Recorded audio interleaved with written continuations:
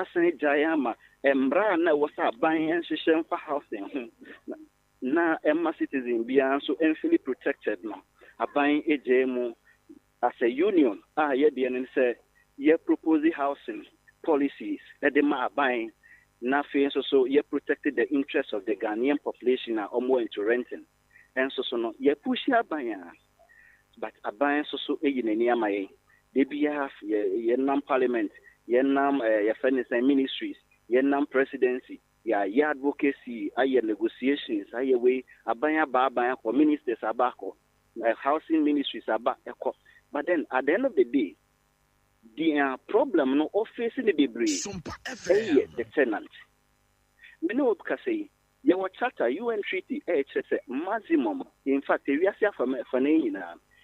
at most 10% of our salary and they going to housing me no Sabio, ye sika yeji bosome emu ahin and the core housing no. Naturally say, we be no, if you cry 100% or 80%, what 1,005 I say Accra, that's 1,005 rent, open single room self-contained, and I semi-hot self-contained. It was a seemingly decent place.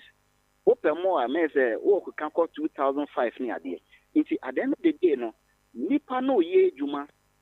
Nafi, or some one sika ne way. How do I call it? The savings in the jet in that Sunday Akoma funeral. But so my yebeko a bit too pona near my for being Niji Edia Juma Boa Mina. Nature say, and what say you're treating the Panosa? And indeed, you want to say, if you're a buoyant, you'll move buoyant because we'll be sorry at the open or didn't feed me and I because our buying has neglected the responsibility. So what you say? So them rather bad boy. There were Act 220 the Parliament. Aban ya pusu ni Parliament MPs na omokwa sabi El Gracia bills ni ade na omkoye. Sene be ya ombetimi nyom benefit because sabi yo ya mom be bi da. Amu unity man fo na ho. Ya ye to aba mom no. Nti wo se koda Parliament na another Parliament abana ya start all afresh again. Sa na year for many years. Meanwhile, the housing laws are at the parliament. It is obsolete. It does not have any effect because a year no 1963 more and Niamas is 60. In Tiafe, Niamas is almost so. You intimate fan ye Juma and I feel two from so. I didn't say and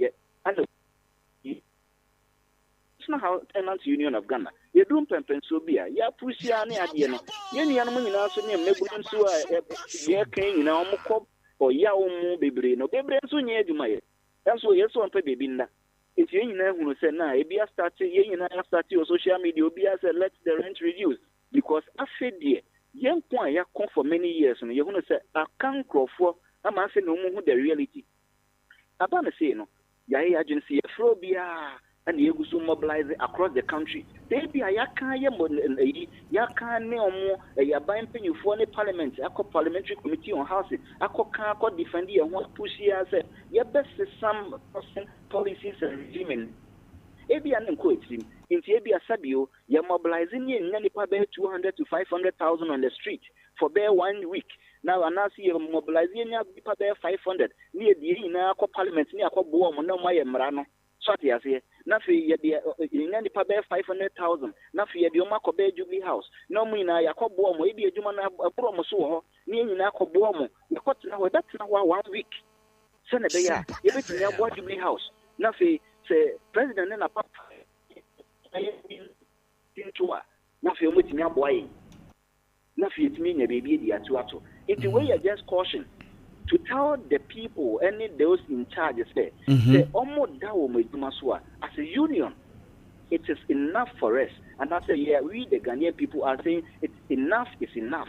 My jam may fear of full buoy and dodo because my imagine some of my laws and protecting and guardian. My imagine say affordable housing, more years so on the upper class. That upper class, no movie, no matter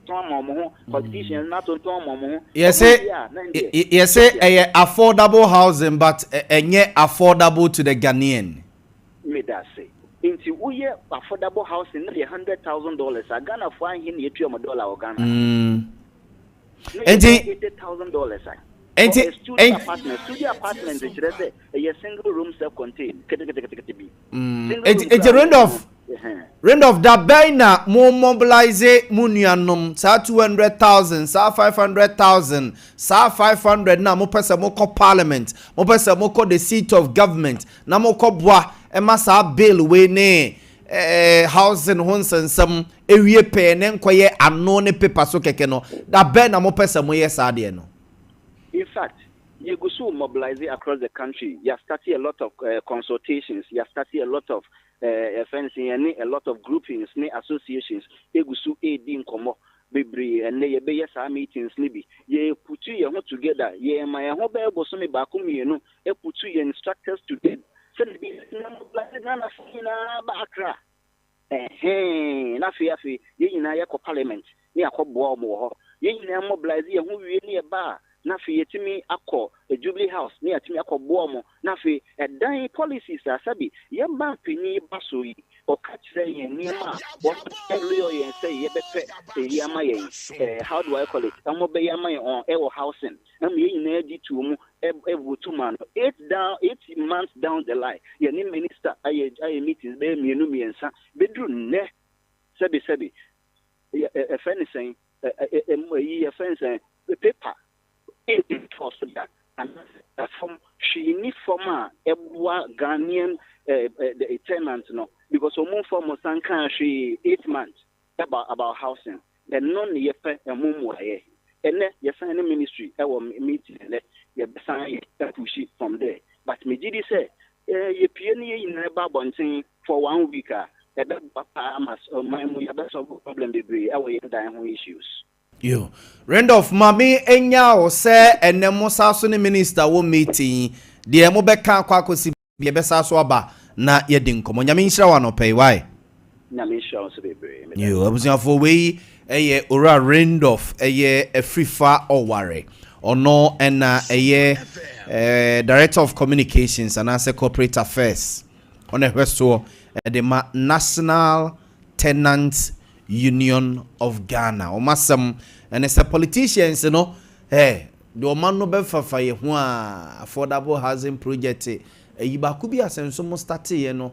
e seglemi ho seglemi na man so ba ho ye se o mo ton dia ma private developer bi amodini or the investment de chese politicians ni say ya na affordable housing ye egu asokore mampon me ntimi ye ntimi ewi ase kra no akosi say eze ma unsa man for tetewa eno no ye ton ya na say ye han emunsam to ho na akwa ye bibibi ye say ye affordable the word affordable by baby ase no ye ton $100,000 ye ton $150,000 ye ton $200,000 and a branch ye bay and a wasi sukru yi mu a ono no owo $200,000 dollars ewo ne bottom the hardware na yebeko so fly interchange no so kuku afam ko so fly interchange no so na yanko hade you say portions of the interchange oma closing it down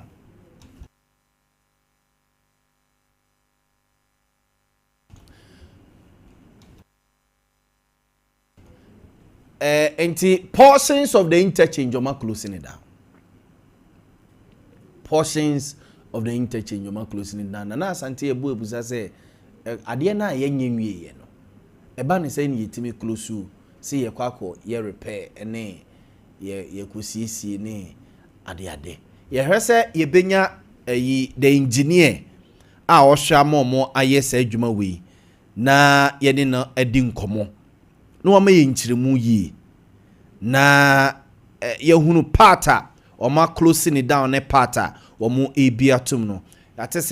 the acting resident engineer ye Ora Francis Kofi Yankee and ye acting resident engineer so fly interchange no ye hwese ibenya no ahoma no so ne na akwadin nkomo ya te so omo say oma close so fly interchange no part be down omo eye ncc ewo so na o say the Department of Urban Roads in Ashanti region has closed the stretch of Sufulai interchange leading to Patasi to undertake agent repairs. Now you say, baby, leading to Patasi and like say from Prempe College gate or Suntreso Suntreso Hospital gate or no Suntreso Hospital hono na udi twam sa straight dia kwa kusi Patasi no enye hwa ene ho de nkasema bo ho na chese nipa bebre no ena omo so so omo free he ebu akwa ede baso fly de dase no we susu ye hia we so fly interchange light no ai sa ai underpass so den de na nipa fase no ene ese solar panels na egusu no omo kwa kututu ede ko ede yo ye Ghana why are no so mo kwa kutucha antina omo namase ho no no se eya ne hwa yesum kane ansonti solar panels no ne wires no amanfo akotutu na se me kai se mere bi omo yes ade omo ka se omo ye police station kra de ahyehye ase ho se be ya tambia obetima fa ho because wonam ho na police for ho no ma you feel safe ni ade ade ekosi se police station omo anya mi ana omo anya mi Ghana de chese yenkukuru nso ye twenase o observe ye hwese ye be koso fly interchange ne so na yakwa kodi nkomo kakra na ya hwese ne niema esi etie anopai nkomo ne yebedi anopai nkomo ne yebedi pa anopai Franco Tue Champon a lecturer at Spiritan University was also a communication team member of Aban obedwani mufia ha na yedin komo George Kwaten so a national communicating national communication team member of MPP ono so journey mufia ha na yedin komo therefore yebedin komo sisia but mami ni dwa kakra so hu man piska kakra entu yansa so hu ansa na se ombetena se ne yedin komo a yedi enkomo no anopai Kanjin energy drinking water Kanjin energy drinking water na busuafo me kamfo ede ama wo se pebina nenom so hu pensu kroje Kanjin energy drinking water na enenom ne bebo pa nsuo ba ko a se onomu a ya bia meka se eboa digestion no mane flow kama so hu aduane no niema no boys no mu weekend ne ade so hu mo faha mu raha mo chele mu yebi na mu niema mo wigu mu nipaduane mu no enya asem ketwa owi ni nyina wi a wadi ubanku wadi wabetie wadi ufufuo wadi udokno de wadi ni nyina no yese no Kanjin energy drinking water nsuo no guso purely alkaline eboa pa menka say ye dro but onum wi a obehu de nsuo no ebeye ede ama wo food and drug authority mpenimfo agiatum enye nakra 0241449191 0241449191 eno ene omo telephone numbers a opese wo frɛ na na omo di nkoma obenya wunum ena 0507379474 0507379474 misi nsuo no de ni peduane mu zoom lion a clear feeling na ede amawo Yaw toothpaste ene Yaw toothbrush ena yede twitwi yese Yaw toothpaste ene ne brushes no eno ne yede twitwi yese me se ose no eti wanum so hu nse du ba bia ya na osori anopa no wanum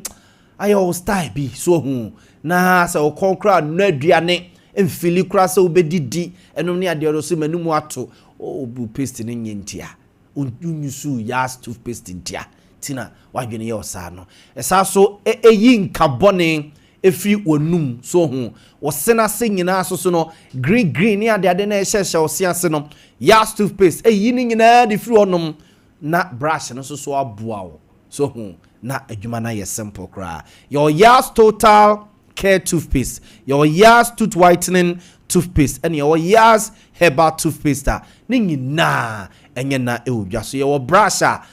your nkwala de your mpani de woni ano den de ano mre Yaw toothpaste and a brush eno a ena obi adi twene service ahoden sonko a de ma wo no enye na shop bia ye wo mpotemu no also pay Yaw toothpaste ene ne brush ne bi na de atwitwi sen e ma o se na hoden tokura wo semu nyina no e fele ne kama e de ma OCP Ghana Limited de OCP fertilizers abedwa so fertilizers papa hey anope yakuafo asori a wo moti ahasu akwafuo mu nyina wo mani gi agye ni nyina se wo mo ehwese ne OCP wo mo fertilizers na start di dwuma ewo afuo mu ho no mo fa ne meko ne jene ne ntos ne bro ne bayire ne koko a oduaye se ne start esi ehimba no a na jeso wo se wa mrangu young man no wa mrangu young girl no so ne no wura kuayom no wa mrangu akokora obedidi ama brewaso so edibi yewo ahodo pi yewo OCP 15 ewo ho yewo OCP 10 ewo ho ene yewo OCP TSP ewo ho no mo a ne nyina de wudua bia wo ye kuani a na wonkoje OCP Ghana Limited omo fertilizers ne bia o ya bregu ko bebi etonto agrochemicals ne nyina Ghana fa na bia wo si OCP omo fertilizers ne bi ena ohia Frayen 0555909437 0555909437 na eni enkomo time herbal mixture anytime HH herbal mixture and then the capsules na me come for the amawo anope wa sore wa eboho kese wanumu ato ohonam ya omre oje ho ba bia enye awowom kakra se ye no de uhuro dew oje ho ba bia enye a abusanfo copper time herbal mixture na enunum malaria typhoid num fever ningina ebetwase ede amount na o the time HH herbal capsules and the mixture no eso atoso ebasa uyo obi a eya se won ta nyonso obadwonso a ene okogina no de churu the streets are still a ma for copper time HH herbal mixture and then the capsules no be enunum chese general well-being ne de edru no time HH herbal mixture and then the capsules bema okra de chese bonus ba wo eboawo ema otumi topa ehye nyankopon die ne nyam ewo mpam ema nasem a waka si ye nwome ya senore sempo anu anwea no etimi edimu edi amaye ne ebem so time HH herbal mixture and then the capsules wansem and yeke enye na wo pharmacy shops and the drug stores ahodo eben wo 0244 417669 0244417669 na eni enkomo anopei so hu na fe ye kodwabe rural bank so na ye de esika sem nyina akoda wonum amomatoto e de amaye ye wo ahotoso pa fixed deposit yeso sika bi ekura obia sika bi ekura obia no ahotoso pa fixed deposit no fabre wo sika bi da ebia wo savings account mum da ebia so hu bangi bi unsedam fasika na nya hwe nso da bia no ye titisika no a unsedam hu anu bia ye ma interest bia eno na Gabirura bank se fa sika no bra na efa be fixed deposit ye ho udu ye ho kra no a utumi ni ye dia no osie bia o 10,000 anasa o 20,000 anasa o 30,000 anasa o 50,000 o de ba beto ase na o pese bosubi bia ye ma interest e bia 15%. Gabirura bank say o de bi 15 de ye ntimi ye be ma 12 o se de bi me so 12 na menye magi 13 o so me ma 12.5 de kese mo dia no a na ba be so bosubi so a peking crying na ewo sa ye ntete hwe o mo ntete hwe free sika no so ne dam sa na kese sika no eboa ye dwon ne ye frɛ no autoso pa fixed deposit ne ye wo obapa loan scheme eno ne ye ya ye di dwai wo container wo store bi wo table bi a wahyehyɛ ne ma wo so okra de ne ma ne siwa pampam sɛ ye ntofe de wo ton bi a nipa bi ehia moa wu nipa bi ehia moa edru say o container no unya kakra na de to ne magum ye to ade pa wo but uni sika wo de fa ne menti no asa akoyo we bi ni ho we bi ni wo sa o se bra na obema obapa loan scheme ni bi na de afilo container no o de afilo shop no amanema akoye e de ama small and medium enterprises so no yese momra okay mom trase sina we de mama mi nidwa kakra bi na mo nsa so emra Gabirura bank asemi magia kani nyina magye aka ni nyina na chese George ne Ricky Montranse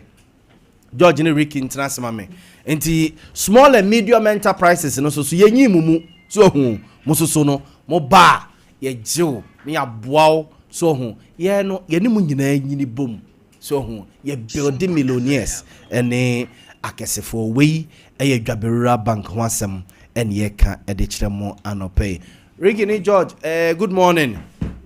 na mo ho ye ye de radiase dwaberura bank telephone numbers no George Boamah 0243 18 20 24 sasi subium 0243 18 20 24 mo nti mamema Ricky so akwa Ricky ma che ma hu se pressure no enya zam geto course ne ba about 4 years ago years ago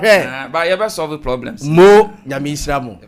mo say mo agi atum say mo be solve your problems ne dia my young men ne young ladies na ye pebre bia bono mo be solve problems ne dia my Ricky ma mintie mo no pay yes ma ne magi asem ne nyina aka why are they me ba na meet you na enya kwa keke because I'm say one so ebi ba ha be di adanse oh yes your testimony pa oh yes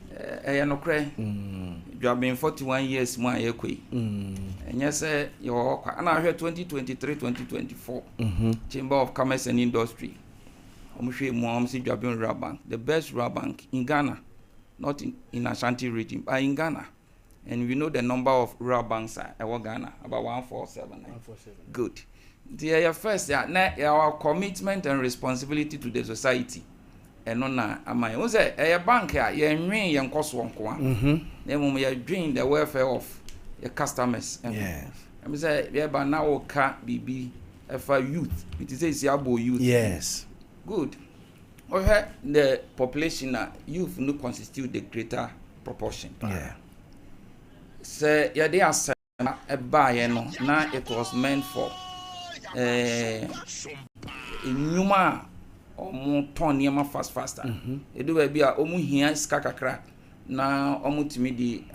kofor nyama no ma beton omo timi anya ska. Enu ntina ma ye dey asempa facility ni buy. Unse no enye evansa na kofa o building document na fabra. Enye advance na your CBB your friend commitment fee ye teso enye advance na service charge be baso and enye advance na ye ka say o the application letter na ba no ebedi ade akye so ansa na de ama we no obroni friend instant na je say ye ya pe na ye de we no uduru ha o fill application ayi na je say ye de ma boga ya na ye nwa no keke unse last na me ka cho say crash ba ko frame me wo new road our magazine or ton spare parts yes say bre ye de nchi akese omo ye spare parts dealers ni de okan ya ne say na ada mizanpi na bank papa bi say e wo ho ana mo ma ye chin akoni number bia ye ba e ya na nyese bi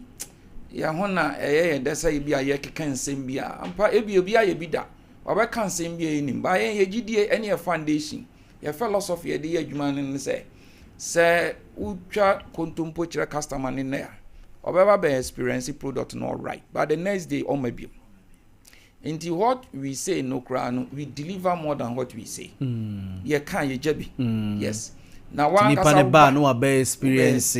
wa ko di ho adanse exactly we believe in that principles of referrals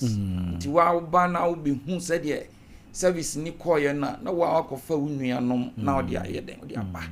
nti okan manage na me say any as say wo be ye disciple of the bank ona wo be preach bank no nyuma ye di amount wo hwe dwuma na ye nuanom me pese me boni din o di wo say bre magazine spare parts kono a just so wonderful ni road manager of friend me was say no hwe nipa dom a e ba na wo nyina say de e ka no sikasem ko problem na wo dia any the resting place it can give you that 100% assurance say you best satisfy a Jabin Rural Bank. Wow. And say you try to identify all categories of individuals or more financial needs. Into what can youth equal and man make can for Obapa a Sompa buy. Obapa near the boy in your man more business. Now when Butayana won't one is a say any no man a co bank a business. I won't say interest was on Nesu. And nunting a man and paying for transit. I didn't say, yeah, Cassa, your board chairman, nana doctor Duncan Woso. On one in him, dear, on one would dear any kind. And a dear call Women's Wing Association. You share na your day sa product a buyer. Indeed, a man and a propose interest to be paid on loan BI the Bemau. Okay. Any share and a son catcher say import your more request. You come below that. It's former interest no cry a bar form. Or share other areas. And they say, Moya man for me association, tailors association, BBA, all kinds of association. Moya man, one year. Jobbing bank, your product now, your friend or bar panel is meant for you. Okay. And Kobe being called GBC and said, we won't interest kakra. Now repayment, I had din the amount. And we cry, who fear as we unyebi. Jobbing bank, we are there to serve you. Once you are categorizing a product, you are tailored to meet specific needs of individuals. Yes. The other year, ya shasia ya deba. Now youth no omumra before ansana. Sa product ikra amanfo atuagu so bebre say dem atuagu asempa no so specifically your design say you meet your youth on say mrantie ne mabawa no on say wo hwe unemployment yin e wo soro do yes eno na empanyifo a ye wo dwabin rural bank ya tena se your design product ne purposely say a money member omo ye adwuma ye nuanom e ka pragia ye o say what do you call it yeah I tell you a business be a bois or minor bibri. Enti omnyina ya to omsa from ko hia youth no bebre na ho no omwo pa modi omani a kire ho no mu chipa training kakra said ya be ya usika sam no wo betimi aye den a handle ni ye na mfaso aye den abaso e di amount ya to nsa frɛ omnyina anything concerning loan there say o ma dwabin rural bank am say you are making a mistake. Say, bring your 2 and suffer union, all kinds of business. Now, you can't imagine a group loan. A nipa by 9 in noon in Siam. Munkam home, umra. Now, no steady a year. Now, here's a group loan. Ya de ma, ye new money, my manum, ye small, petty traders. Not just a Osha jobbing. Yana, the police now are very flexible. Okay. Because you are the man, you are mere. Now what could ye jumana kakra. Atutu niamani ye. Ama and son wash a see a tia. Obi hon say this kind of man no na agina so say yetua. Ya de man no na agina so say ugina so say wutua. Jobbing dey be man kwan. Okay, mo man mere kakra. E man di sika ne ye adwuma kakra. Okay. On say udi sika mo obi na ho na wo hya say wontua. Ne ho be kire no. Wani be ba ho so na ne capital no ana ode ba betua sa scanner ode amano no tie ma okwan na mum interest na be hyase aba no samre na be hyase ayede atua enye no anko obi wo ha ya sin yi ya scanner ni ya commitment fee brofo ya kan nyina say me ba beji loan 1000 obi hu say ya sante so na be ma me 9 something okay Jobin Rural Bank a basa group loan and now microfinance loan yente so okay 1000 na oje the 1000 ni nyina sande dem 20000 na oje the 20000 ni nyina dem na timi abo ma business na yeden akwani say all kinds of business small medium and even the micro one and the large one. It will surprise you to know say there are big businesses. First in now dream be was saying rural bank. No, these days sir. Because you need customers on my bar, so many investor banks are say juma. Sika omo requesting po yan farmer. And at time umpa on be here scan yan farmer. Disabled Jobin Rural Bank ya 2 years after ya make kind shares. Ni akan savings any esusu no ni nyina qualify for loan ana eboa nti boga ma minya mu ma minia George na onfa more especially our investment product and the savings no ensu ja na me kan so na mema minia ba kwa ba sorry oba betena say ono ne Catherine Amache as say ono ba be yeah, corporate affairs officer. Okay. I think that most of the communication, no, money no about telling. Okay. Very soon. Okay. And they say more the your friends say more balance no. Yes. And more the female ba kwa babisi. Okay. On said there be ameba ha na who say pressure no. Juma no. Na we course no si we chisa. Wow. Nyemize because jobbing there you would too. And at the same time so your brand no was so. Yes. And I'm for Jimudi. Yes. Your near ya no so. Drew ha. Me say I tell you, minimum customer to me from minimum general phone so be 2 hours. Wow. Yes. And ya no all in the name say procedure be rubber. Wow. The way I adwumate. Ya boa man for me yes. Oni banks aye adwuma but ode ne ho e be bo mu no wa hu. Ye nuanu mo ton cement, iron rods, ni sanya man no. Yeah, building materials all kinds. What the mumra? Okay. All that you need you come. No matter the situation, Mate. Yo, George, George, and then your birthday na answer tonight. Okay, Mate. As in advance, oh, Mate, tonight you be the birthday, no. Mate, George, my mean to I mean, show and a perma maniaji. Olivia, you that's an Ibia, come on, what the enemy say. Obenyeska tasanibia so na pa o se obenyeska libya ya kan ska yibi no ho na ya asem yibo etimi ka se apapa no ska pa so edu mrebi no na ska se ma de be no correct libya no nyina ye entotoye se planning no wan fa nka on hihye ho a libya why you flow of the phone no edu na a friend say na ska se ma de be no correct ebi na na o se ta kasa se we no correct o ska no correct. Baby do na say discuss some like that akofo. No correct. Planning. It is a planning there. Libya, Gabi no bank no. Yesu no. One more dia say be to be. Say branches in the 11. We now on no to be at 20 another 10 cities no. We could be account they will form. But say yes simple mathematics we are. Libya, what day 100 cities. At 1 year. It can only 12,200. For 1 year. For 1 year. 12,200. And the say bia o ye burden kwa na say bia o ye friend say onoma bia e be do afen now side the bay onye ska because ska we nso ya hwe na say bia friend say ye mfa bi nya den to we say afen be so no na say nipa na wo say na o ye de be oblem ne no the plan na ya de bia ehia wo da say ne bia brabom we ka che atiefo say you know ye ma me no mo dwum no ha kiti Dubai adwo market ba bia o de yesusu no baba na man chelo baba na ase 20 cedis 30 cedis famom libya odi tuma na onya alert onya text message your phone so okay on say most banks do ho no ma alert no omo charge but your bank you drink customers no alert na free okay the magazine road your bank na ho no say customers no mo bebre na sa unit mo bebre na bu kura kwa de be ko e omo yi ko odi kan tuma na ade be reflect on the phone so Libya bisu honma otumi nyesika esika na wonya no na how to invest na akwakwada na asem you have been rob bank you in fixed deposit no 3 months 6 months 1 year last time mami bi buy new road I don't know my friend now to so pa no okay o buy na be fixed deposit 100,000 na interest wonya na mami ni PF bank na eniji na mami na di PF bank no Libya wow na say abaje wonsem enti yes say amount to be a will be say 20,000, 50,000, 200,000. Bra, oba, but mount interest I had a way anymore. You be robbers in the kind, you're doing customers who pay Libya. Is the upper hanging customers welfare near the no correct. In the same only account to be a bank and near, but more than say, Rogana card in the back, not a BB account amount. Libya, the more fun is that investment and so you go so ahead of it, you put that no. And also no, on say,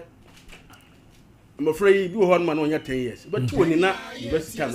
no correct. University scale then the children not acquire some 10, 20, 30, 40, 50 cities. Chassis,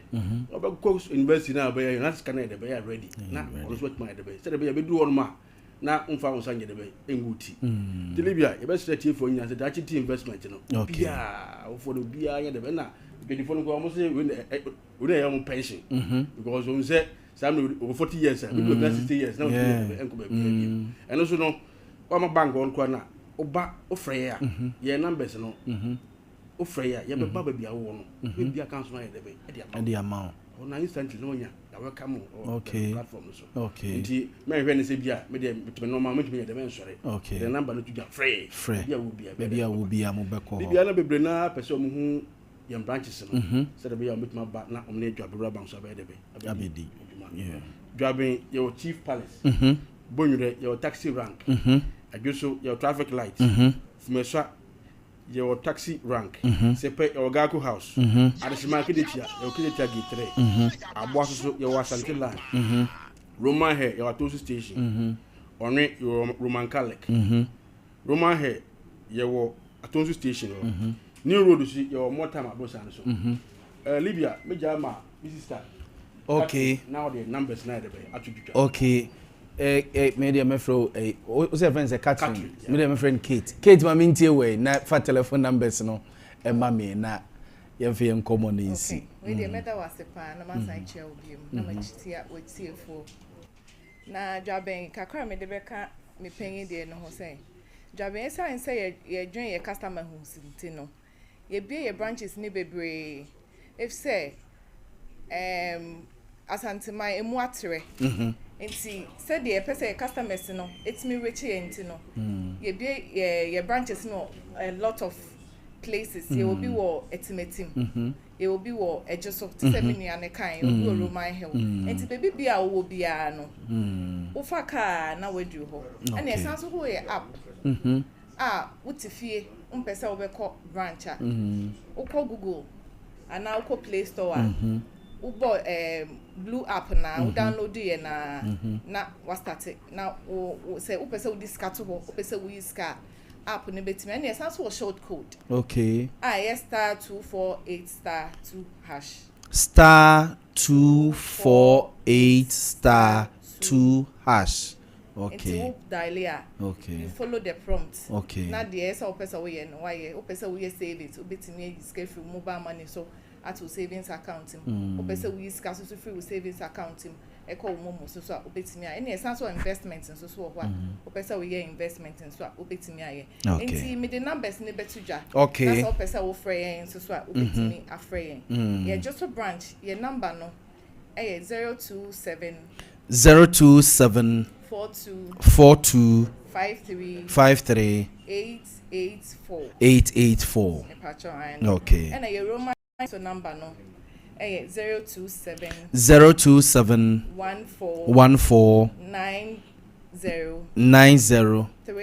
346 and your Roman Hill number no so 027 my two of the numbers na se be ya manfo betimi afre na bia asen when normal direct se bia o ha ko branch we o ha se so akọ branch way so me patcho ne mama ma new road number me patcho new road number ne 027 027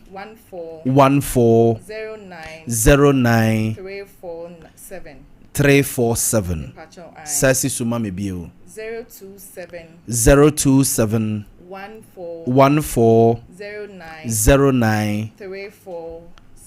347 me patcho and magazine new road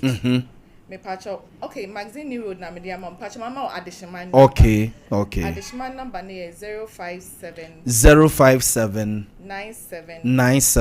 92 712 me patcho metime sisubi I will bet Messi subi 057 97 92 712 Mate George say dem nua ba ne sika no numbers ye da tudwa nti obi a nko branch no nko ye de bem Libya achina Saturday ye program ka sie pa ba ko ye Pankono branch ase nti Pankono market for nyina obi e ba fani kana ka okay light bill okay ba ye program ka sie pa penny for nyina ye de e ba ho mate nti ka chi obi a say bank de eno ane Dwaben Rural Bank yo yada ma say nti Dwaben Rural Bank na yete wo monka no me guest entena semame na yeni enkomo sisi America catcher say Franco to a champon a lecturer wo Spiritan University osaso eka government communication team home and George Quartin so a leading member of MPP saso part of the national communication team of the party. Mami ending komo ewa mano so me acting resident engineer Francis Kofi Yankee edi enkomo engineer ma chen yenya na ho ye nyame adom ye de radiase na me so fly interchange engineer say mu tutumi ni nyina na mutumu anase baabi na mutumu echechire mu kakra na no pay ye mahye ye sori ne se ye kwa yesuro se ebedi traffic so yo penyi medawase mechia one otiefo nyina enokre ndra na you close portion and a part of the interchange. And interchange ni na you closing to traffic. Rampa na bebia se ufi Sofola terminal hono na auto station hono na we ni echire Santase and Patase no. Sa ramp now ababoa ama wako Santase and Patase no. Oho na you closing to traffic. Okay. Na mo close nui edi na mo ye wo ho na ebeteki how long na mo wia de chrono na ma sa bia maye. Yo macho the entia you closing to traffic you know say your friend be expansion joint. O say offer bridge na and offer so dade bi ewo bridge no ano kakra your friend no expansion joint eno na ho atochi makakra na yes enitina akoba ne say you close so part of the interchange Na ebedi mre say ebedi how many days, how many weeks, how many months? Ebe yusu 17 days. And you share him say on the 20th of this month, ebe you be na you open to traffic. Okay. Na madam o mo de ahyensodie bi asisi honomo a ebeboa se midru honomo a ya close into be alternative no bibisa wo honomo a ya nko ha manfo Macho ye de road signs ACC vantage points for instance say ofi Sofola terminal ho na onicha sha ramp na you closing na ye de advance warning sign that is 100 meter for the distance before we do sir the closing in the advance warning sign no esi ho na also a drive now ba head to the beer you closing so and so you the sign be esi ho say you closing sir ramp no now oko ahead so and also the sign esi ho extra the beer obefa na wako Santase ana Patase into the science is vantage points abeboa na obi bi akọ Santase on about ana Patase na aboa mo na metimi afaso na ko be amoko ni engineer mame musa we so omo a onse Sofola interchange no wo underpass bia ase walkway a ye nanam ye fa ase ne de atwam na ye ko ye se bobo ebobo ase nyina nso biso awiawia wo yesenom ne ade ma sisi ho nso ntamanfo suro se omo befa ho mo na mo kra na akoya yem hye etete kra se yesi ne nka mbo ye police station hye ase ho nom ne ade ekosi sei you know correct that is for pedestrian underpasses ya furnace me no ye betimi afa the only say America bi na ye who say cables are supply power to the underpasses ni nyina no akonfo abewia ni nyina and it's na for some time now no underpass no especially during Umbria bon so onum aisu kakra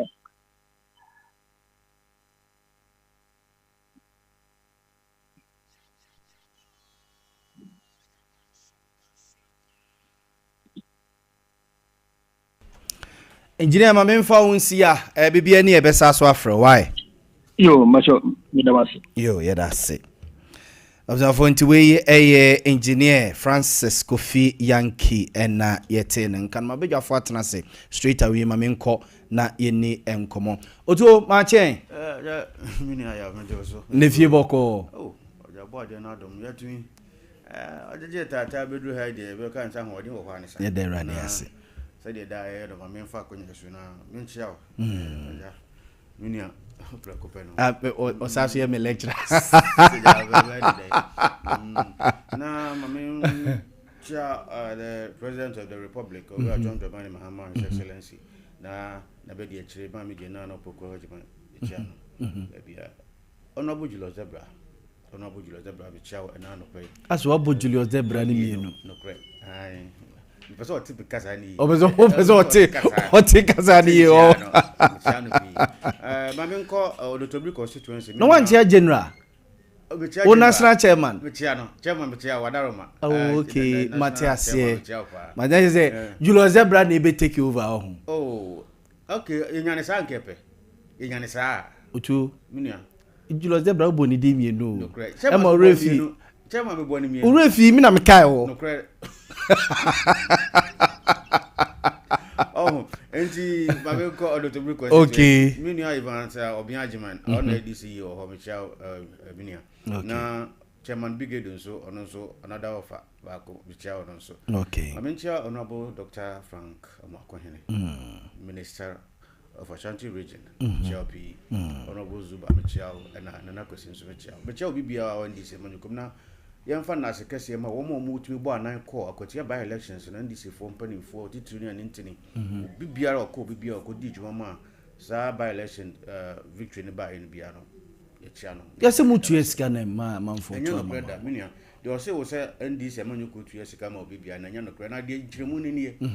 ya woi ewi ase no ho say bi open ya wo bre enu nti say obi crowd say me free me say me kuro ketua mu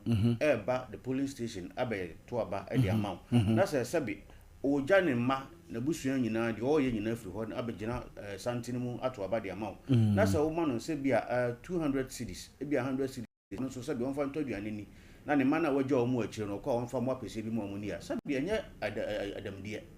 to ati ase nya adam die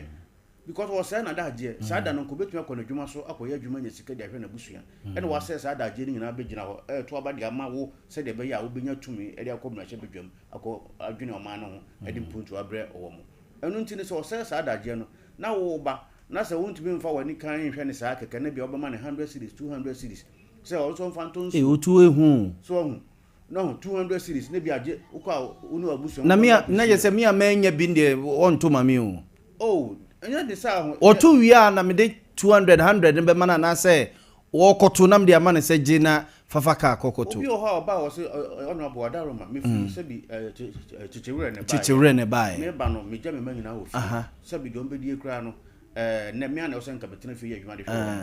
me ni ho enti wonso wo sabi se de be ya wonso benya blashe bedwam ni akonya atana so enti na me wa ha to Adaroma say the man be die ni chawonsa enti sa ne sa no so no na wo man bia 200 cedis 100 cedis ene Adaroma jiwe akwa de bopesi ama me wo fa se for dia otu eno no ntimi change ntimi nsesa na adwene na say on na be sere nya wo na wo kwa induce no so on to aba ne ma ono na ba say kan na nka mo de car na kosi ho se bia pese wo kwa ize de duru se say car na nko no ono na fa car de aba enti wo say sabi tutu anu lorry fa ma no thank you ene na pesi ne ma ne pesi ne apesi ne enwo ko bi o mo be die no na wo so sabi why dey o de ama no no so enya sikatu na bezi nye 200 cedis apesi gobi o ba se o fa car o ko ba fa car ne ma no ombeko school no mo musika and it nyina no de ka ho 200 na ba no na aja ono so de ato abo pese bi ma yo fa so for na didi enye ne bonus so Mate George Mache okay and ka hu no say enye yanko ne yo ye ye nuanu man pipi fo nyina so yo bi because e ya dia ho oh sir mu nuanu man pipi fo no so ye bi and no mo be accuse mu say mo na mo ye no say bofo ne de ne nam ho apa so yen ye di nkunimu ni nti no de anya bia no mo de for ye mi wa mo so ye mo de time mu gina ho mo bo se mo sisi a friend say speakers what they say manyima de ama no sa time no na friend say mo tu awie o anko ye nti e mo ba be ye den eguso wo ko wanchi wona akotia mposo yeah wanchi kro nim no yes ehon ye omo strong hold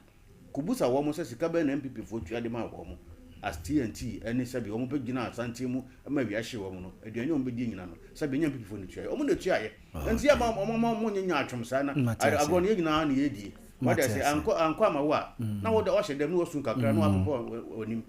emre foforo no no abo ho yie na wo so no wo de ababe di nkonim sa na e be ka me ne me da mate George Mache en Akwa we crowd they say first time I yesia wo isi ai ye mo ache mo ye bobo zuo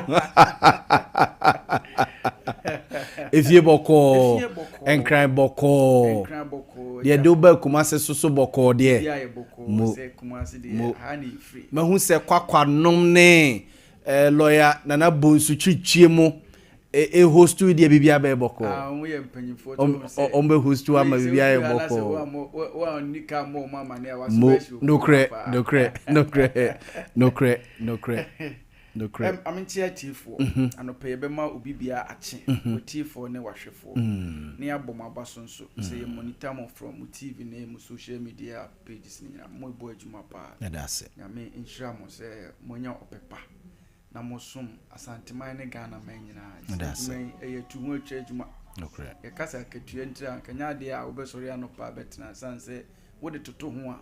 a ebo abra anase enya ade a ese enso no man ne hu donti tie beda mase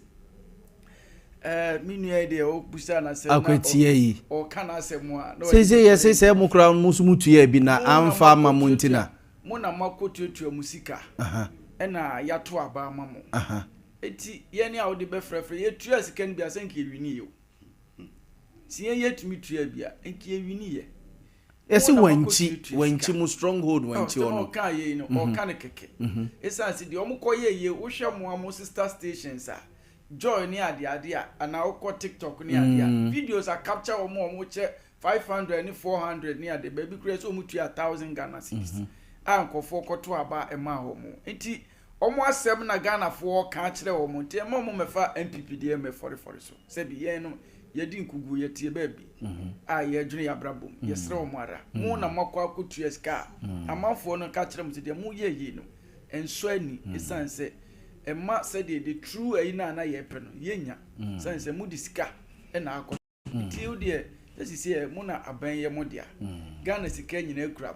ena egu mu car boot baby amope ena mo yibiko enti ye de ye nka hwe omo de omo nkoso no mundi na akuntabu no so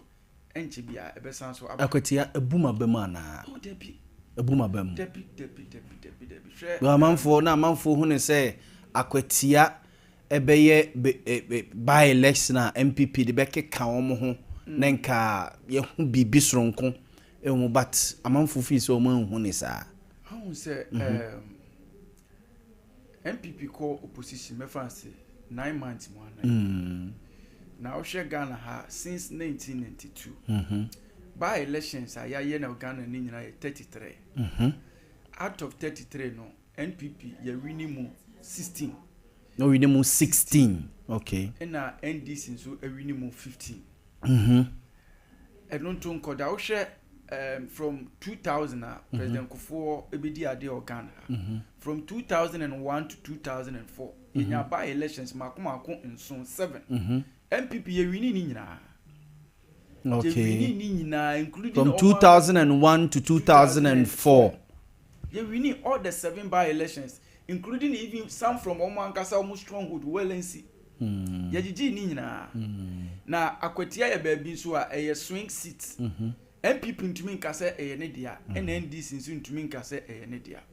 tem bia no edane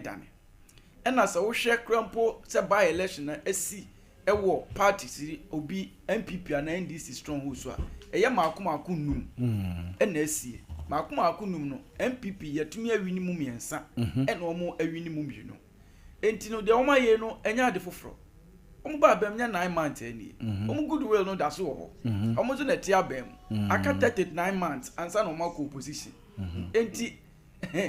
we na aka say 39 months mo checking ni nyina oh so omo mu nim dada say 39 months na omo ko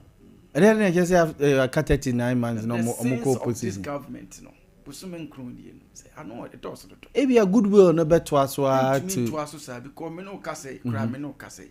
President Mahama nanga say crew enipa almost 48,000 ayira yehu nipa say 48,000 yehu hey yes say na ekro na abo yes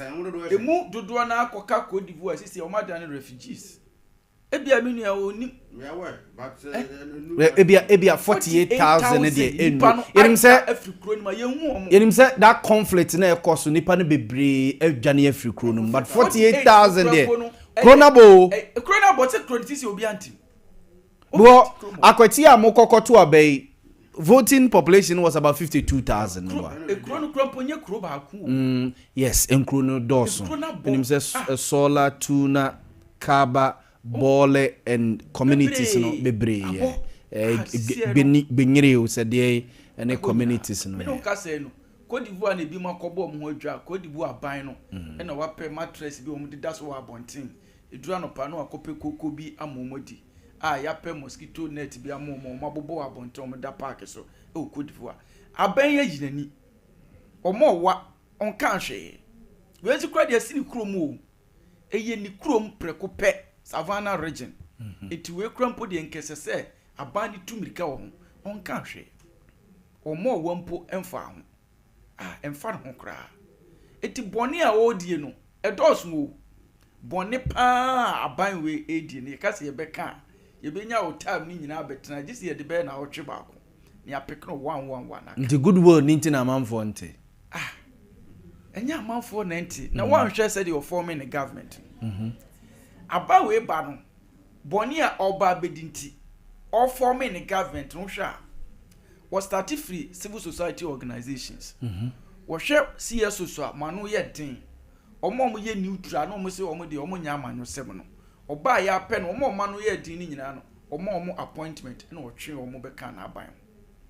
wo wie ye wan fan so ha na odi si mu angasa mu nua mo nsem trofo so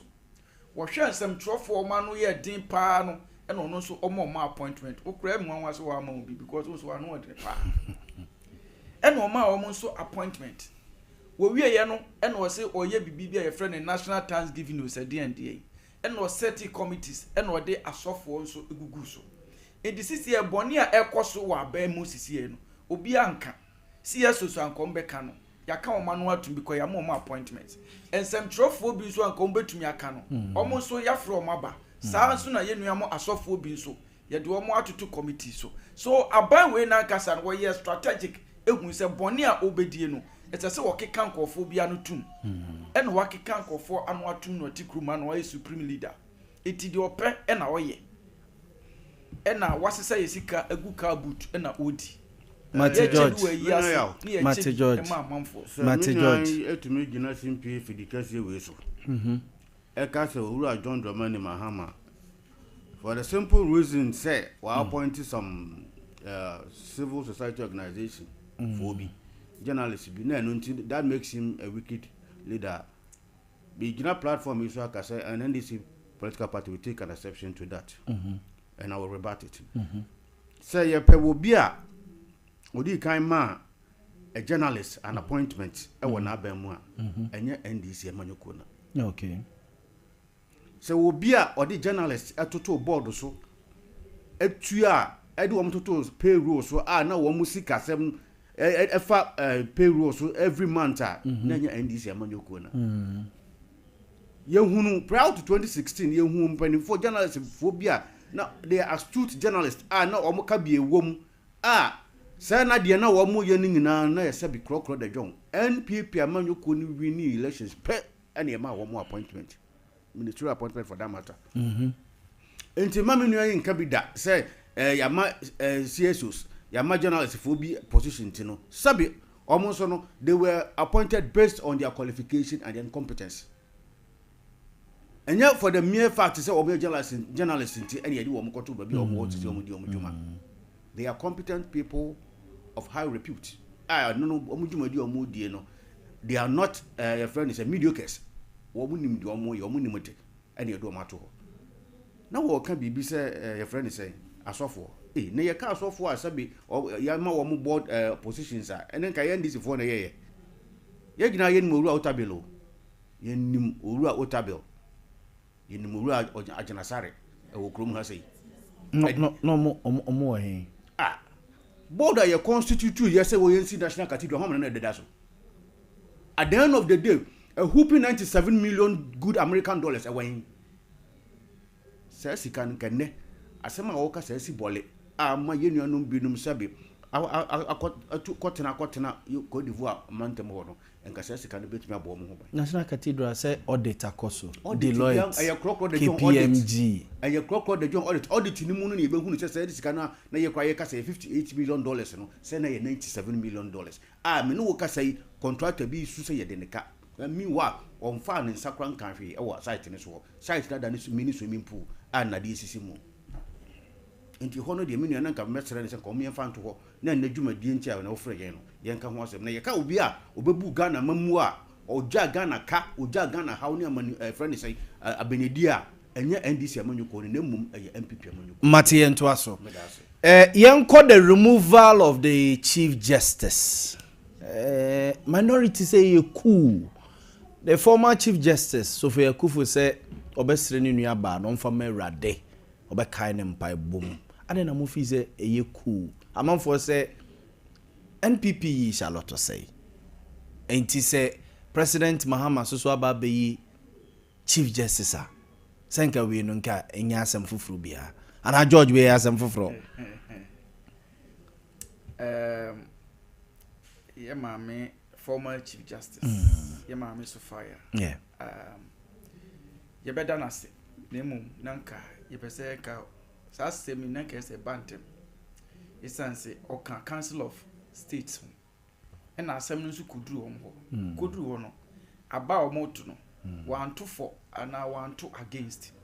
it decided nka o kasa sisi no nanka se sa asem no o kan dada emra omo sha ase no sanse bibia edi adanse ye se na maame no eye otan keke na omo tan na omo pese omo pam no efi ho esanse ye started your democracy since 1991 eba Chief Justice ayenya eye makoma 8 sa Chief Justice 8 no obi adi kopimra obekọ ne retirement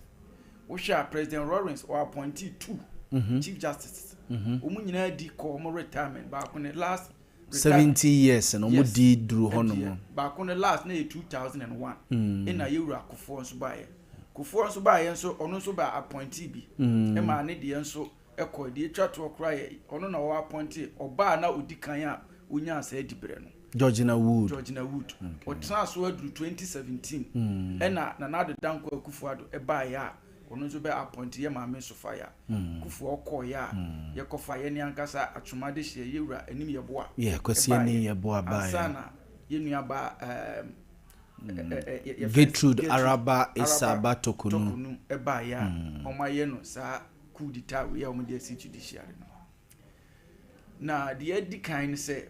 ade we be ye nsem na ho a ebedi President Mahama nankasa chi ne nkwa na nyina esanse sa ade we no ebi nsi Ghana da we ni the first time a ebi esida na de ebebusa ne se de empa na maami waye omo ka kire se report no mde baye is almost 10,000 pages into omo to me publish it. Na report no so omo de break President Mahama anopa 11:30 about 2 o'clock no say wa kind 10,000 pages na view omo de break any time by 11:30 anopa about 2 o'clock na ma me dismissal letter na ready meaning said dismissal letter no kra no ma track to order say bia na your selling point bi omo ye man summary no ne ade essence no ma ye ne dismissal letter ne da hodada nti omo ba ya na ode ne sa hya ase e na opam no onya ade a okan ye Dia tosu mienu. Ye bebu sa se maame no waye den. Ye se per DMB a tu kwan bi odidi ye.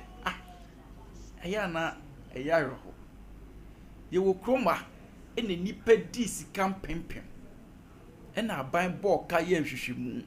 Nhwehwemu aban ye no, owie no wankase sebi ye kotro mu atu jail. Wodi mu kogina emrana no court. Say court ndi mu asem. Asem die ni kwaso a president we betra kunwas no, wo se wonye interested. Wonye interested biemo. Wayi omu nyina se sika twitwiri die a omu di no man ni sika no. Aban we se sankofo no ye NDC fo nti no, wonye interested se ye bagi sika no. Ene so omu nkofie. In fact, ba akokra de yewura kwabena dufo. Wo se sika no a wadie no, wontua mu 60%, emu 40 no de odi ache no. Onye interested. Pim. Na saa niema we nyina koso, sankofo we wusi wonye interested. Na maame a onu wotu kwan a wo hwa maame ne response a wase sika no kura ya approve man no okoye no odi de ka ye kura san baaye se nyo no approve sika no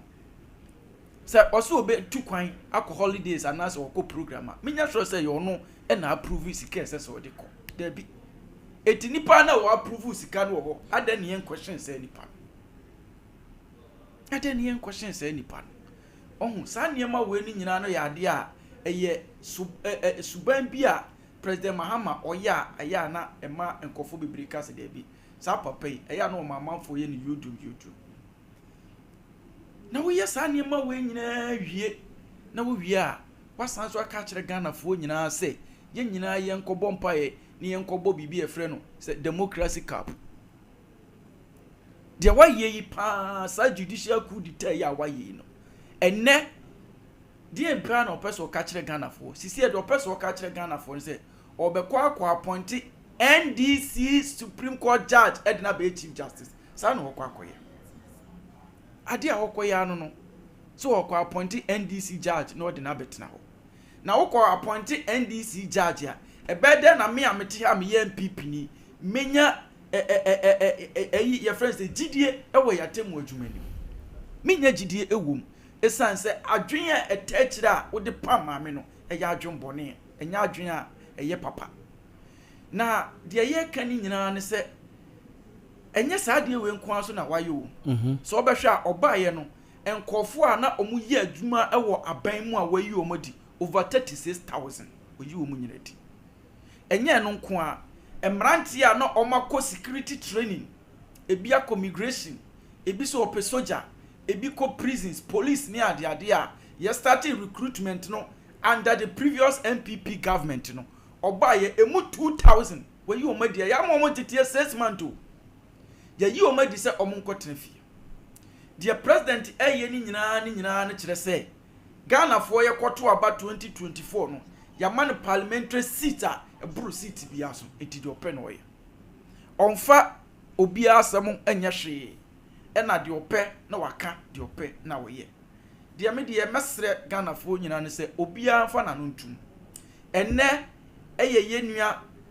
yenua ba tukono ochira odibedru yisi so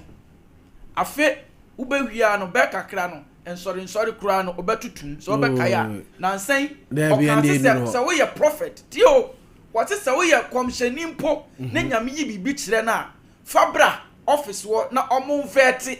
ono aban ne converti obi prophecy o say Boamah ne na sane ne ye sempa ye bi wo ho a akwantira ade oye sofo ana say asofo ni bi de to ya rehusem ye to asofo ni bi say omo hui na momoma anya pani bi a mo na mane omo kae na mpanyifo anti ana because omo kae menya to sofo no anka omo kae omo kae enu nti de opese wo ye nyina ne se oka Ghana ni kasaboa hye ne yem ene wo kasa pe ne achew ya cheche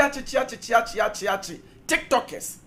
wo mu po wo TikTok a omudi omudwuma wo ho no mo asabi omudi ho nso agigi wo mani ene ubo wa ne abechi wa koshim kwala wo nya sempanyifo mpo boni a aban we edie no minua se yesi ye beka no ha no ma ade bechi By the best MPP for you and say, Achia ni muye, Achia keke na emuye, na osono so tough for more, sabi nye ne wie ya no. The omu ye nyina achi no, ye den ya, e mere bi beso a power ne besesa. Na se power ne sesa. Na se MPP ba ba mu 2029 ya. The Supreme Court judge bi a oba appointing so onko chief justice. Sa NDC chief justice no say swear MPP president in January 7 2029 ya watch akra ya 3 days ono so nko any president Ndewe nyam esanse abana wode botachi no na abano ana ye de bebo ono ana besoe se ekobasa ono ana besoe president na so we no toko no na so ani in wo so ani in na no so won kofie etiyanso oswe yanso ye president ni in wia owie ya pe study president Mahama Ekofie no na ono so afa ne bag asesa ne kuku ne kaka na ono so kofi organize wanye okase wanye no so kofi esanse wabo kwan na to ho ama yanso ye be fa so pepepe kwan na wabo ne sisi ye be fa so pepepe mate esanse ono na atwa sa no ama ye observe for the George Kwaten were national communication team member of the opposition NPP. Mamenko Franco to a champion hoso. Oto except much as to ho. The moye Chief Justice be or bebe biano. Ono so no buy necessary or on funny bag no. Was it 3 days? Oso ani inwie ya. Kwapia. Oto Kwapia yaw. Oto Kwapia. E na sabi mpanifo mu adaro manimu a wa aboa. E na ode ne pieto. E kofuru bofre. E na ha mu wotre ye. A ono de sabi onye dipentia. Ye mama Charlotte Osei. So e gana ni. Oye oba. Oyi akonhoma. Okunu. Oyi nipa. Odidi. Mboa. But a man for say Charlotte said in the Mami Way dear no. Mami Way was a head of an arm of government. Your way. And na Charlotte said was Obia obabi amokoko aye ne ya. Okay. Obia wo moko babi amokoko aye ne ya. Wo se bia mokoko woni a. Umfa ho wodi nso hohoro ya na okọ. Ba obi o ho a moko no e ka na so chikura na obebo bena. So what you say? E na de hwan pe e na ode ne fufuo edai. Ode bo. Odwan pe na ode ne fufuo. Odwan pe na ode ne fufuo bo. Asem we metmi aka no metmi achiche mu miensa. Na mama tiefo sabi ate ho ase. Minu ya way ye wo krom ha sei. Sound Trophy, the people of Sound Trophy. Apart Lolobi. Yeah. Safo, I am from Gwan constituency. For 4 good years, you deny almost representation of our Parliament House. Puntu nko friend is impossible and so. Bibia no ko suku dan yusuo electricity bibia bi nko adenti. A certain Chief Justice bia ote akonwa so as at that time ehwe hunu ehwe han ema ye beto about 2020 elections ema the people of sir ye omo anyam ra she bedwani eno Ghana ni bia nka hwe na no Chief Justice na ye asem na nko Supreme Court who na panel the se ni yemu na wo se wo did the embodiment of the law mrani nyina wo na wo da no na se ye dia asem wo ya be down se mame se dia ade na yo no the people of South omo number no over around 42,000 over abaya ibetui ye ntumi nya MP bia ma no nkogina o manem e wo ma hye bedwam enti asem no wada roma di asem no ohara so ne ye nya obi ma no nkogina ho ma mi ye hwe han e ma asem no ya nka ho asem and the people of South for 4 good years omo nya representation o mo hye bedwam omo nya ma hye bedwani bia ye papa kandapa ba bonten be ka kire ye say omo nya hwe ne ye asema ye de quarter de ye di bem ye quarter ne ye di bem no it's a national security threat because nipa lusu gidie over the court system the judiciary ni mu beto da bi no nipa ne nya asem kura no a onim so okwa sai na atemwa no be den ebeye nti ofa asem no kura nya den enkodan court biem onu obefa mra hye nsem no de na ye de ope enu nti bo mi hwe ye hu ye sata na ma mi na ye Supreme Court no Chief Justice enu nti ye wo opposition ne ye ka se mame ujumadi a wodie no sabe for one esi form una we are the embodiment of the law mraga na mamra ni nyina no wo sam na che enti to wo ma yie se de be your man no sabe ya 10 years am no e be gina brane mami amfa sabe boga anye so wan e no to course na o ye de wo ye na me de na twa me nsu no mu kura ne se hwe ya wei e betuma basa me no ti wei no yo baby ho ya disagree ye nyina ya yentimi ko ben krom but me share wo abonte a sabe mesra hwe wo so they said the beya said the broadcast for the optics nipa be hu say oh me ne ya okra ne yentam ye den ego mami dwumadie bi ko so owura John Dramani Mahama ko hia mami wo dwumadie na se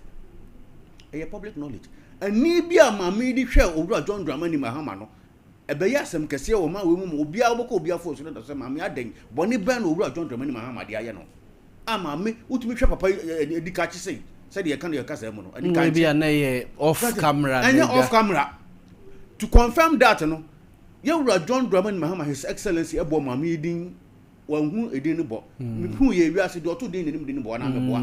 na sabe mami ba bia wo free wo ye fatini Yaw John Dramani Mahama sabe ceremony bo ni goja enti so wanhu no wodin ni bo kro na enka just let it slide mami make sure say obe reprimand papa no and obe remind say papa wodin me din wo amoni ye sabe wona to wodin toko no anasa esaba eno akobodin ni ye na no no kire yawa mami we edi no Owura John Dramani Mahama ho yemfa no nto nchen mami mra substantive issue ni so ama mra ne kire yen se Chief Justice headed the judiciary arm of government, speaker headed the legislature, president headed the executive so udwumadie nso ani a amamra no eba kwan to ho yitumi fa so eden edi udwumadie den eba wiye eno nti Yaw John Dramani Mahama be tena konwa isu pe ana nipa miensa be sida bi da ma dwumadi a wo die no as Chief Justice no sabi enso ani enti ye be petition the president said the mramra ne se no papa obo petition the president ana emra no so share the president ni say ompam basunku na banunku no mo hwehwe asem ni mu say sabi inso gira sa asem ni mu a papa council of church members say power ho no dia asem to omo hwehwe mu no omo so no yom de by say they have established what is known as prima facie case meaning say subo na petitioners no edebo maame no sabi inso eden eginam ana wo sesudua Sabana sanso dia na was a president the direct another committee no mo hwehwem frame maame no tie no du asem say dey bia you see he who preaches equity must come with clean hands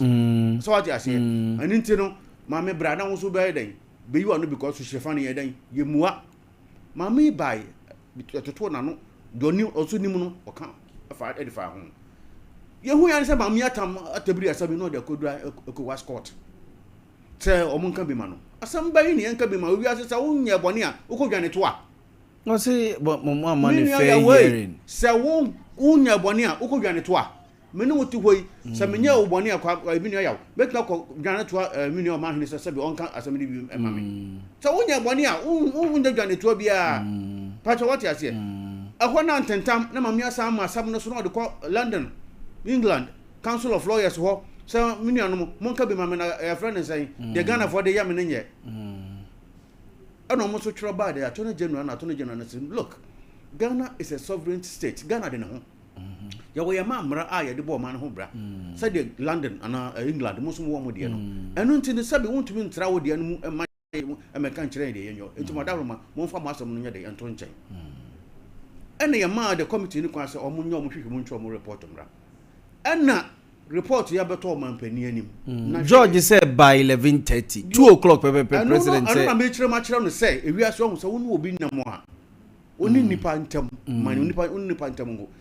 ne ya the chief justice then the former chief justice ye de kire Owura John Dramani Mahama ehwe na ni kanche eko ka kire san ka kire san medin ya boy no you do me I do you a simple principle you do me I do you a simple principle sabo ni nya una so wonka wa on fe ne se nkire wo ti de maame ne ye ono no nka president wo tumi say after all this report ko betumi slide if the law is the law say maame ne tena o wan tena o ni aya wakai me maame me na your friend say boaduwa ko fia boaduwa no kan o se kwabena frank hwe emfa ho ne de obeye bia emra no emra na diu mesuma wo se koto je ne bra wa nto je ne na ma sika no so wai enti na behwe wo watomra mmara na diu nchechemu bia etira manfo so chese se mmara ne ye mmara ma me ne se ote ho se oni ho nom no mmara ne ye mmara se mo de asem ko ne sa de ne ye black and white mmara no pepepe ensesa etira ni kwan se mo yi ma me ne firi o da be mmara na di no adwuma na di no chop money na oje ye na ebi bro so no me sha se free south for de no yes Santrophy sa me sha se free owura kanda pa se mo ka no explain this up my management dia sabi or chief justice akonya no so die no na nso ani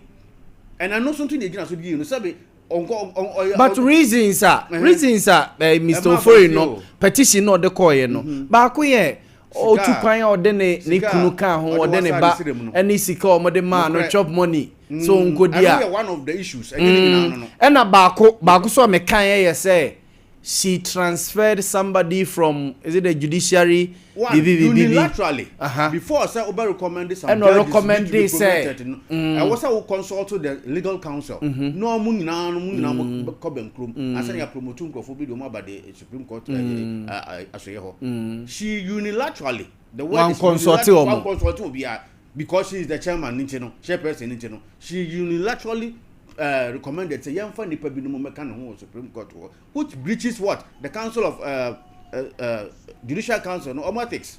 eno ka ho bi enti so boy dey poma mini nyina enye sabe okobo obi asomo but emra na ka say ebo no ho ban no e do wabu so and said ono ada bia o the law is the law who can consider the law is the law so what you say so obi ko wi aponche ne ade tum busu minsia obi to bi sabe akobo obi asomo abi ade tum mfie mienu dia say wo so kofo man sika ne ehunu say ampampa ujitum so afo man sika dia o sam na ne na dwuma enu nti no sabe yense ma me no na me de be kan ko wi ni nyina ne sami nua ya we asam ne beto report ne beto man pani anim no na ko wo ho akwanya say oban slide because Ghana for the 2 million man the open obetumi aye obetumi ka say upon the investigation the aye nyina no me the president of the state asam ne mummy man nkoda na etu nkotwe de atwere but nanu asem bi no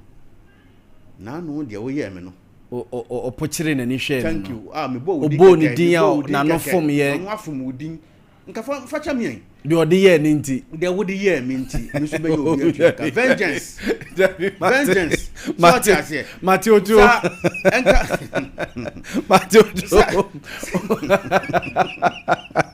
Debbie, you do me, I do you. That is a chrono. Debbie, because you who say, Mammy or the Chief Justice of the land, former. Yes. No Monday more boy, you know, there are equally good justices almost with my bono. It is true. But why you over the years as a Supreme Court judge? Of course, Supreme Court friend is saying Matthias. Matthias. Mama be sign on who Chief Justice. Matthias. Penny will fear near Yakwala man. Thank you, Yabu or Hina Penutiase. And Nuntino, so what be sign on what they are, none of what you know Guasia. And sorry, some upon us bet me better than Mate. No, Chief Justice. That's the problem. Observe what it is, Franco Georgia. George, the answer. I say you do, you are do me. Now, no, as a mintina. Sase mu ya be o kanu enya reho na reho ne say ya reho te se ne de se wo shia president na se bia o pepa wani kura ne ni bebo wani mu a president ni tumi ye obi ti de o kan wo se okoshia na yi ase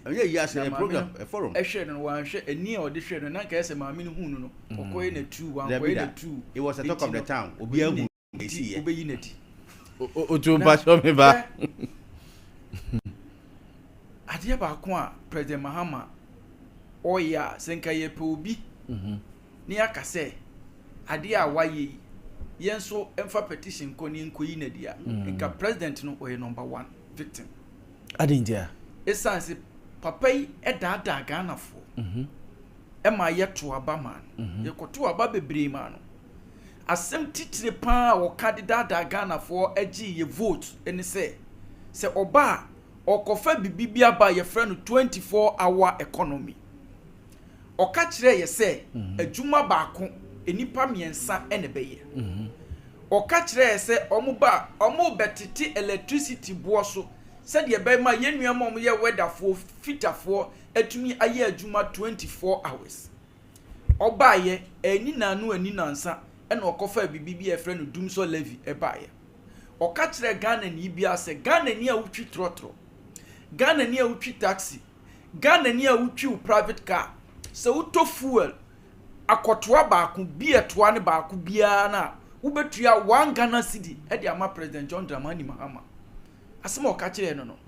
ya ka kire nsi da bi we de eye twamenebo esanse sabo kase we ne hu bi wo Canada was me na me wo majority e wo parliament e ho na o pass is ade no e betua no by force minua 24-hour economy na enam so ma wo de bedada ye gi ni vote no ye musa Ghana fo bia obi a woti wa no pese agency ben pa na oba ya was start implementing the 24-hour economy. Guzitano ye head of the team omo nano omo share president to Jubilee House omo say the is geared and answer she say any meant for the private sector. O catch say DVL passport service omo nyina be run 24 hours. Ene obi a wotie mi bia DVL dey send office otra airport runabout and office no ebo no nsia Ghana ni bia na obi okumasi bia nkɔhwɛ se DVL for aye adwuma se DVL for aye adwuma then 9 months e bia fe na omo totontoto ye de be no ototo oni Guzita no committee no hina senka ye besi ye se akwala obedi hina no ye wo no to ho nye obehu no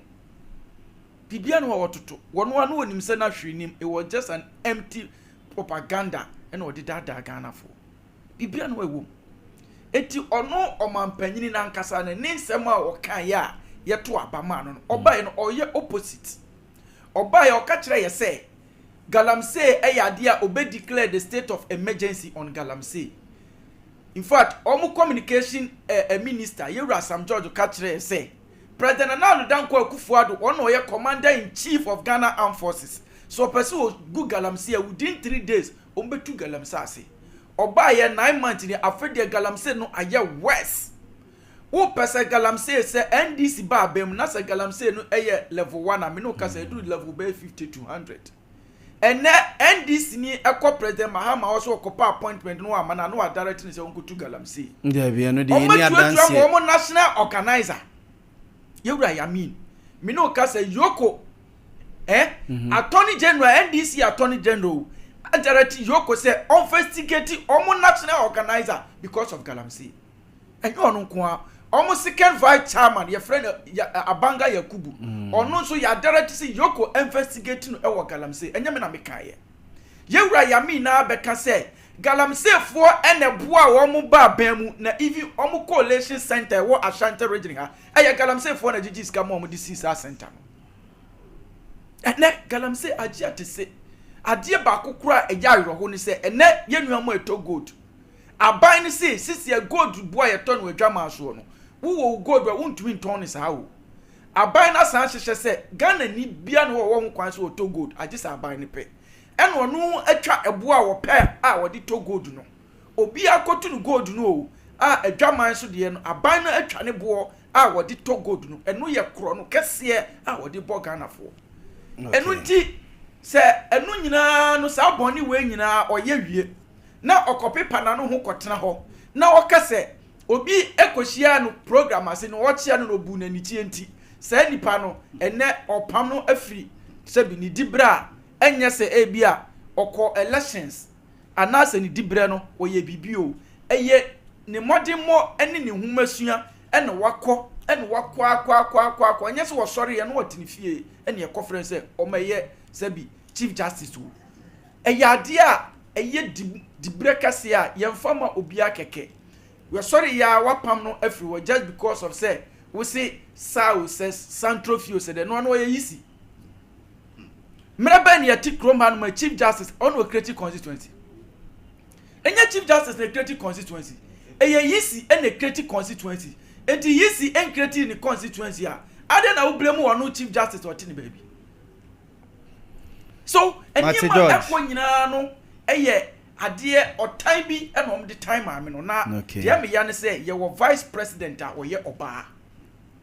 She the way again, her young empire bonnet say, you bet me a peer man, no more to me a call when you could not the breakasi. It's as young him say, man, the breakasia. Aya said you almost your mojuman, a yefe. And now you were vice president or your bow. maami kura nso firi ne central region wɔn no kura ne kɔ secondary school baako watra hɔ wayɛ din essence wɔn no paper no kura wɔn fa n'ani ahu bi o n'ani se kura wɔn fa ahu bi ɛna yɛayɛ ne simpa panyini na ɔte hɔ mate ɛna wahwɛ ne yapam yɛ maami yɛ di mate ɛmaa nso ɛmaa bɛ panishi NDC mate ɔsaabɔ ne wei yɛ ɔman mate bɛda ase George otuo ɛmi do simpa panyin no ɛmi de rough ha sɛ na mo bɛka sɛ maame ne ɔba shatolo sɛ ɛyi shaloto sɛ no yɛ hermaphrodite ho no yɛ hafa ɔna no nyɛ ɔba shaloto sɛ wo yɛ ɔba sima sɛ do ɔba warefoɔ ɔwo kunu wɔ ma sɛ ɔte ase ɔbɔ kɔnhoma ɔhwɛ nkorɔfoɔ ɛnso mo de ne fa akɔnua sɛ nyina so yi maame fi maame a ɔno titiriw tina akonnwam yɛ elections ma mo ba power 2016 wo yi ne firi hɔ because mo promise say mo ba na dwuma die te say kura bo yi na firi hɔ enti woni de anya news madama ene me no wo kasa minua George Yaw enne aban na dawro ma ne hyehyɛ panti minuanom nurse for e ko school a 50% of fees aban so mafa wafa ene me no wo kasa inflation aba for ma do 11%. Inflation the economic measure bi ba Ghana ha from 2016 to 2024 2017 to 2024 also only the economic measure or mass so could do 54% no and never know what say owura John Dramani Mahama ni able minister owura atofo Senator Roma and never know say inflation the 11%. Inflation the 11% the natural will say ekwan ya enoma fa so bo ye totomu tantem no apart to the barest minimum and never know what say ukudwa so anwa wa fom amu wa fom ayo rose wa fom cement no man any ade ayete form ne almighty dollar ne pieto atwamia the dollar pieto atwamia so what I say and then me know say next month Tema Oil Refinery japade ba ko awuro kwa Dr. Kwame Nkrumah adigya yen you know no betu no jeje mu o man ko ho da and as soon as possible this October Tema Oil Refinery benwo yen oil na yetu yen ye de chefa kakra wo mu no ye be hyahye no wo ha eno no kire wo say petrol product crude oil products e be hyahye ye den aba fom wo man konkro Ghana mu enuma bi say de ne ye twehwe o man enuma bi say e ne ye twehwe enya abanya ono na abreso dollar o de ko 17 Ghana cedis enya abanya ono na abreso o se won tie obi a okofa 11 beso Ghana for kon enne me no ka say o man ni mu adwo what they say investors eni agye because economy no are very stable obia oba o man mu so oba bedi ne dwuma bia no o ahotoso se o man ni mu adwo sikasam sabi agina din ento oba bedi ne dwuma yan to nkoso biem se enne me no wo ka say dwuma die bia babunu why wadwene se wo so bedi bia no NEIP a owura Erica J dano no enne ukọ ho sisi ayi asika ayi botu ko apply ye bema obi ama won tete na won so de adi odwuma sabi enne owura Asam Jata George na dawro ma mo mo hwe DSTV a ho na sabi mudi mudwuma te se ayi Sompa FM enne wo se chenchira o mo nte so because o mo ntumi nto asoro mo sisi ayi aban papa ba ye hye o mo matete o mo dwuma die so enne economy ni ba bia mo ayede obi biara odwuma die awudi enne next this month September ya akokon ketenkete e ba so obi biara owo pepa so obenyan kokọ aban ne so obema wo layers ne bi na wo so amabuo oma wo nuane de ahyase na from time to time no wo so mo ne nyini a wo so aton na wo so de ade asem de wo hwan ne mpe nti ne enama sabe frozen chicken na ne yakukuru billions of dollars ekokra na manama so de ba no ti da bia na yesidi na enya ne no nyam no e be a thing of the past starting from this September e de ebiem na sabe mahama onye what I say oguso wo ye 24-hour economy aminu friend say George can was be ya launch 24-hour economy ye friend say structures in no distant future aminu George so person 24-hour economy bia ye be ma wo kwan na so be ye bi asam de na aba so what I say nti enye na that is na George but se mo ka kire say DVL be ye adwuma na me wo ka say support temahabo ko ho amuru 24-hour economy 3 times so ednam sa homati 2 kwa na so be yu car enne ukọ port se ya akonya no wo so betuma ko yu car and 24-hour economy no yeyimo Ghana fo nyina sabi etiase se enye institutions ni nyina na be run 24-hour economy institutions are ukọ the human traffic one there's a lot of pressure no nto no ukọ odwumadie no etumi delay for months and na what me anya no e ho de ye de sa 24-hour economy no eden ebeko now another dimension of 21 economy no so the private sector Ghana the government partnering with the private sector. Private sector. So what you say? Say the better investment into agriculture, into the manufacturing sector, pharmaceuticals, no. A better also. Na ye nua no mo pepa so mo be ye kua yo na mfasode papa ba so no. Ya mo mo akonya mo maye. Ye nua no mo adwene so mo be ye manufacturing, bibi ti say automobiles, bibi ti say wo hai carpenter for titiri mo sa no adwuma no. Ya mo akonya ne ahomboa ne support no mo so de ade mo dwuma. Ye nua no mo the pharmaceuticals no no omo so mo ande mo adwene be ye nu. And me no ka say John no man Mahama Dawrumanti. There are a lot of herbal products what your friend say your system name. And now pharmaceuticals industry now or that needed support. The first time not buying internet. Herbal product they say watching. But it's been modernized and how we see packaging so what I say how we see marketing now. There's been a big transformation and no do one ye do Ghana pharmaceutical industry now that because Omampani John Dramani Mahama na address odi kan ba ye no o ma wo musika edi hye omudwuma die ni mu ma nem no wo kasai eno akukudam ye ni nyina bi o sabi Ghana ha sei mate no oban amamona na ebuo no so what you say mate mintumi nkasa ye 100% work den ya nipa de nipa nti there are lapses o baby a sabi nyina no yitum say enuma no ehor nyoma no ncheda nyede enko but we are trying our best galam say asema working ye dey your friend say the geofencing system technology ni ba na me no wo kase obi biara wo pepa so obetu goodie bia no aban the day excavator no be ba ye be training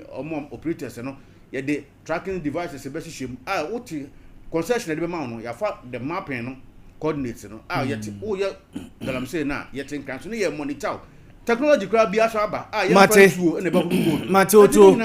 god border down Matoto George yemfansia but unua Percy wo sehwi Percy kro he Percy was sehwi yo so yes and also otia o mo achepa also otia wa no pay ejo mo yemfansi ye di besi na oza wo bibi ka aha